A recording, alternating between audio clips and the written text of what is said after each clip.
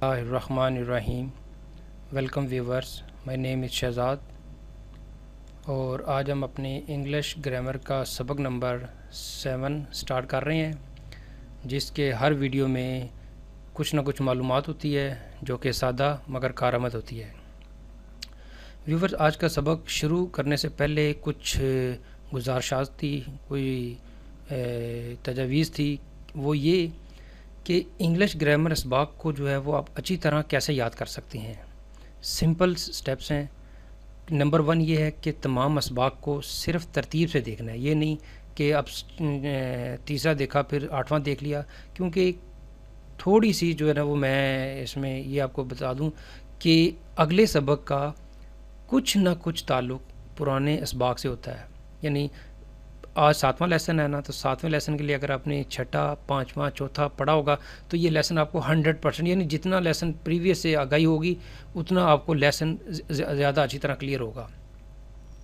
और हर सबक को नोटबुक पर लाजम तहरीर करें, क्योंकि जो है ना जैसे जैसे लेसन आगे बढ़ते जाएंगे वैसे वैसे ये एडवांस होते जाएंगे, कुछ टेक्निकलिटीज़ जो हैं वो ज़्यादा बढ़ती जाएंगी। तो लिहाजा जो चीज़ आपके हाथ से गुज़र के कापी पे तहरीर हो जाएगी, वो आपके दिमाग में भी वो जो है ना वो उस तरह एक समझ लें कि तहरीर हो जाएगी।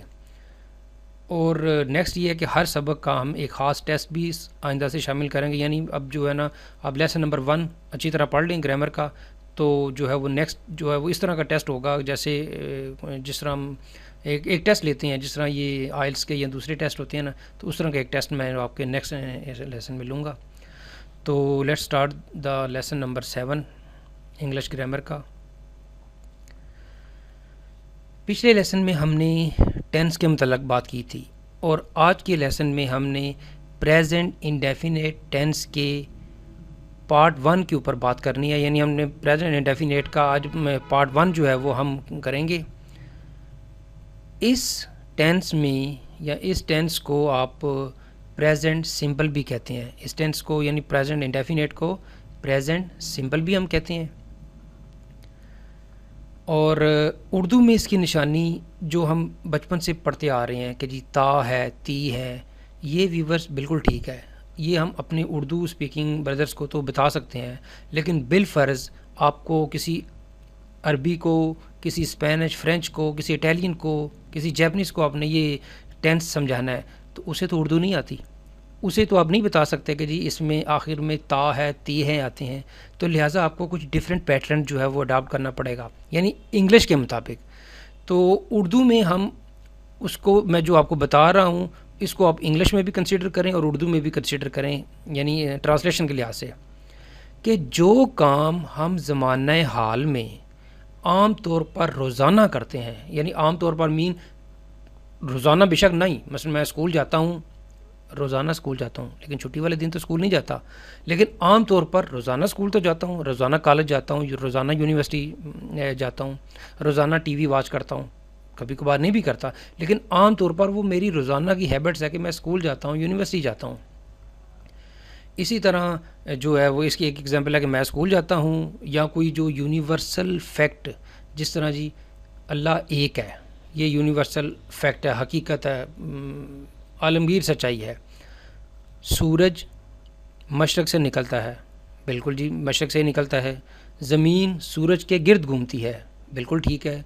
चाँद ज़मीन के गिर्द घूमता है, ये भी ठीक है। तो इस तरह के जो फ़िक्रे होंगे वो प्रेजेंट इंडेफिनेट को रिप्रेजेंट कर रहे होंगे। यानी आपने इस तरह के जब फ़िक्रे होंगे तो आपने बिल्कुल ज़माना हाल के मुताबिक उसको प्रेजेंट इंडेफिनेट कहना, क्योंकि सूरज मशरिक़ से निकलता है, ये ना तो पास्ट की बात है ना फ्यूचर में है, क्योंकि ये एक आलमगीर हकीकत है। तो ऐसी चीज़ों को प्रेजेंट इंडेफिनेट में हम फिट करेंगे।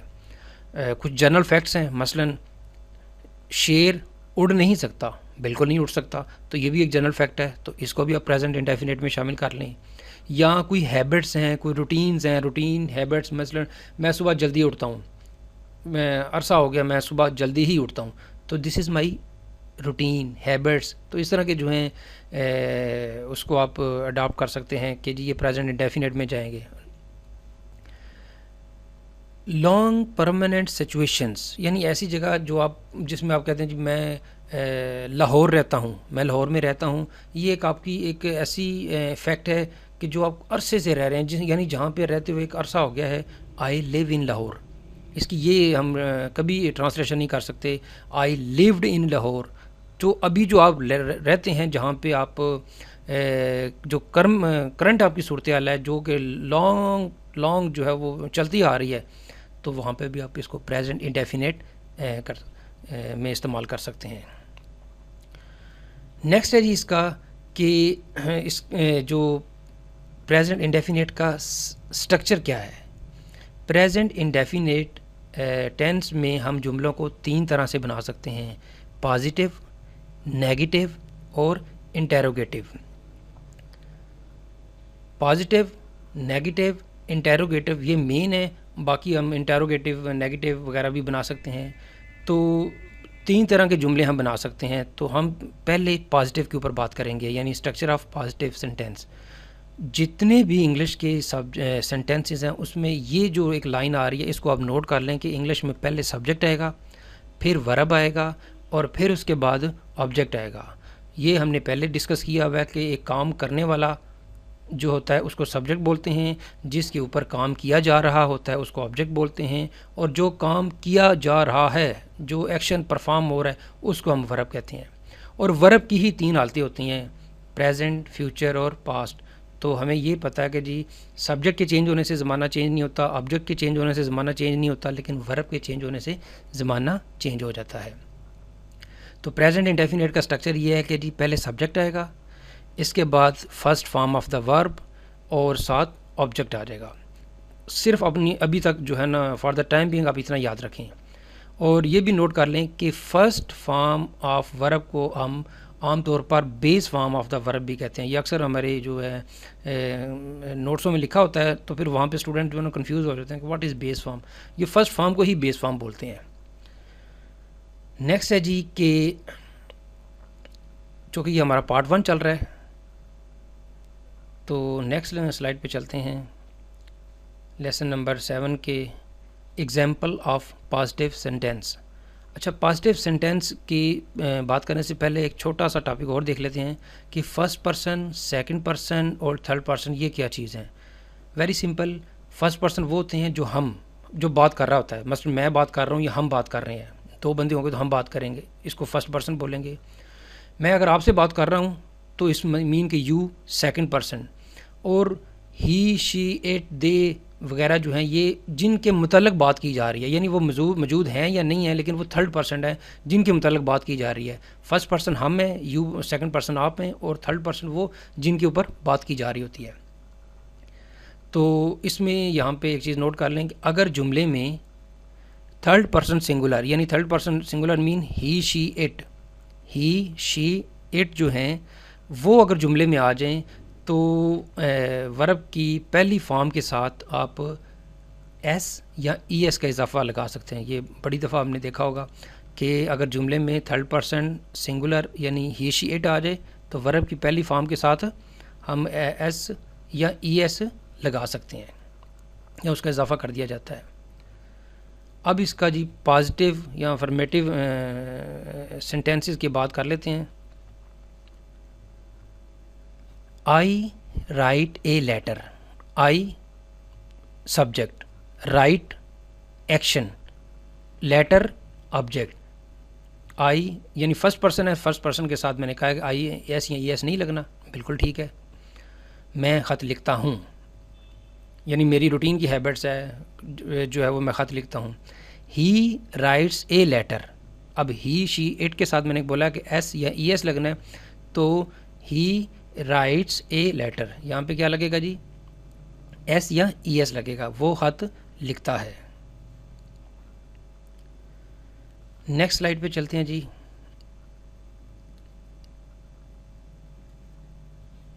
सो व्यूवर्स, यहाँ तक अगर आपने 2-3 चीज़ें समझ ली हैं, तो इसका सिर्फ लेसन का समरी लेसन ये है कि इसमें प्रेजेंट इंडेफिनेट में first form of verb use करते हैं, नंबर 1।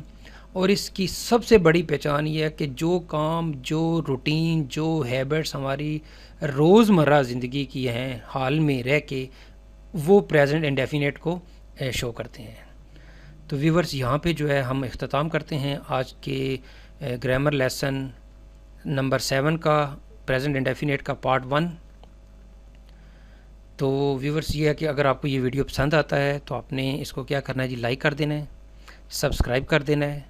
सब्सक्राइब करने का सबसे बड़ा फ़ायदा ये होता है कि हमारे चैनल का एक सब्सक्राइबर बढ़ जाएगा और आपको ये ईमेल आपके पे आ जाएगी कि जी इस चैनल वालों ने एक नया लेसन अपडेट कर दिया है, यानी अपडेट मीन सॉरी अपलोड कर दिया है। मज़ीद मालूमात के लिए जो है वो आप हमारी वेबसाइट को विज़िट कर सकते हैं, onlinequizacademy.com, और हमारे फेसबुक के पेज को भी लाइक कर सकते हैं। सो अगली वीडियो और अगली एपिसोड तक मुझे इजाज़त दीजिए। अल्लाह हाफिज़, अस्सलामु अलैकुम।